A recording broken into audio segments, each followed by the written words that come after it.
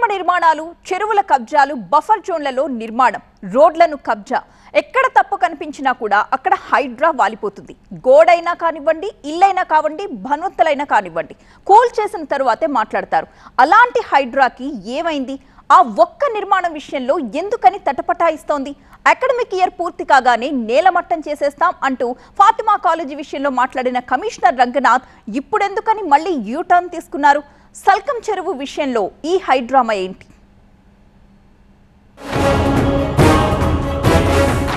హైడ్రా హైదరాబాద్ లో ఈ పేరు చెబితే చాలా మందికి హడల్. కొత్త ఇల్లు కట్టాలన్నా, కొనాలన్నా, ఆఖరికి అమ్మాలన్నా తిప్పలే.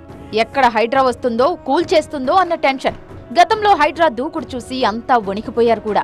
హైడ్రా కమిషనర్ రంగనాథ్ ఈ విషయంలో తగ్గేదేలే అన్నట్లు సాగిపోయారు. బడా చోటా అన్న తేడా లేకుండా తన జోరు చూపించారు. ఎంఐఎం నేత అక్బరుద్దీన్ కి చెందిన ఫాతిమా కాలేజ్ విషయంలోనూ అదే జోష్ కనిపించింది. సల్కం చెరువు FTL లో నిర్మించిన ఈ అక్రమ కట్టడాన్ని కూల్చేస్తామన్నారు.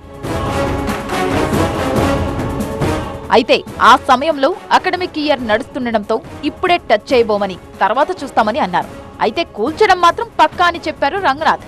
కానీ ఇప్పుడు ఆ విషయంపై యూటర్న్ తీసుకున్నారు. ఫాతిమా కాలేజ్ నిర్మాణాలు కూల్చమని మీడియా ప్రకటన విడుదల చేశారు. ఫాతిమా కాలేజీలు పేద విద్యార్థులకు ఉచితంగా చదువులు చెబుతున్నారని, సామాజిక కోణంలో ఆలోచించే ఈ నిర్ణయం తీసుకున్నామని వెల్లడించారు. హైదరాబాద్ మహానగరంలో ఔటర్ రింగ్ రోడ్డు వరకు 1023 చెరువులను కబ్జాల నుంచి విముక్తి కలిగించడానికి హైడ్రాకు సర్వాధికారాలు కట్టబెడుతూ ప్రభుత్వం ప్రత్యేక 99 జీవో జారీ చేసింది. కానీ హైడ్రా కమిషనర్ రంగనాథ్ సల్కం చెరువు విషయంలో మొహమాట పడుతున్నారు. ఫాతిమా కాలేజీని టచ్ చేయబోమన్నారు. ఇది సొంత నిర్ణయమా, ప్రభుత్వ నిర్ణయమా అనేది ఇంకా తేలాల్సి ఉన్న విషయం. ఫాతిమా కాలేజీ విషయంలో ప్రతిపక్షాలు మండిపడుతున్నాయి. ముఖ్యంగా బీజేపీ నేతలు హైడ్రా కమిషనర్ ను నేరుగా నిలదీస్తున్నారు.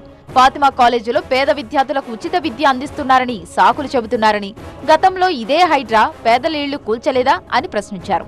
అప్పుడు గుర్తుకు రాని పేదలు ఇప్పుడు ఎంఐఎం కట్టడం విషయంలో ఎందుకు వస్తుందని ప్రశ్నించారు. అప్పుడే లోన్ తీసుకొని గృహప్రవేశం చేసుకుని గృహప్రవేశం నాడే ఇల్లు గూడు కడితే దాని సంగతి మళ్ళీ ఏంది? వాళ్ళ పేదలు గారా? వాళ్ళకి మానవత్వం లేదా? మానవీయతం లేదా? వాళ్ళకు ఎవరైతే ఏడ్చి మా ఇల్లు కాపాడని చెప్పే వాళ్ళ మీద కూడా లాఠీ చార్జీలు చేసి పక్కకు తీసుకుపోయి ఇల్లు కూడా కొట్టారు. మళ్ళీ వాళ్ళు పేదవాళ్ళు గారా? హైడ్రా కమిషనర్ ఎవరికి భయపడుతున్నారో చెప్పాలన్నారు రామచంద్రరావు. ప్రభుత్వం ఒత్తిడి తీసుకొచ్చిందా, లేదా హైడ్రాను అడ్డు పెట్టుకుని ప్రభుత్వ పెద్దలు దందాలు చేస్తున్నారా అని నిలదీశారు. మీ రాజకీయ పబ్బం కోసమో లేకుంటే వాళ్ళతో భయపడో మీరు ఫాతిమా కాలేజ్ మీద మీరు యాక్షన్ తీసుకో. అప్పుడు ఏమన్నారు? ఇప్పుడు ఎగ్జామ్ నడుస్తున్నాయి, తర్వాత తీసుకుంటా అన్నారు. ఎగ్జామ్స్ అయిపోయినాయి, ఇవెందుకు తీసుకోరు? మానవతం కోసం ఒకళ్ళకే ఉంటుందా? ఒక మధ్య పార్టీకి వాళ్ళ మీదనే ఉంటుందా? పేదవాళ్ళకు న్యాయం చేయాలంటే ఈ హైడ్రా బీడ్రా అన్నీ కూడా డ్రామాలు అయిపోయినాయి. ఉన్న వాళ్ళకు సహాయం చేయడానికి వాళ్ళ దగ్గర నుంచి మంచి ముడుపులు వచ్చేటట్టు ఈ ప్రయత్నాలు చేస్తూ ఉన్నారు. కాబట్టి ఇది అధికార నిర్ణయం కాకపోవచ్చు, ఇది పొలిటికల్ బాసెస్ నిర్ణయం. మరోవైపు బీజేపీ ఎంపీ కొండా విశ్వేశ్వరరెడ్డి కూడా సల్కం చెరువు విషయంలో మండిపడ్డారు. చెరువు మధ్యలో కట్టిన ఫాతిమా కాలేజీని ఎందుకు కూల్చడం లేదని హైడ్రాని ప్రశ్నించారు. ఓల్డ్ సిటీలో ఎంఐఎం ప్రభుత్వం నడుస్తోందని విమర్శించారు. సాధారణంగా చెరువు కబ్జా అయితే పక్కనే, చెరువు మధ్యలో కట్టిండ్రు. కానీ వీళ్ళకి దమ్ము లేదు. ఎందుకంటే ముస్లిమ్స్ వీళ్ళ ఓట్ బ్యాంక్. ఎంఐఎంకు భయపడతారు.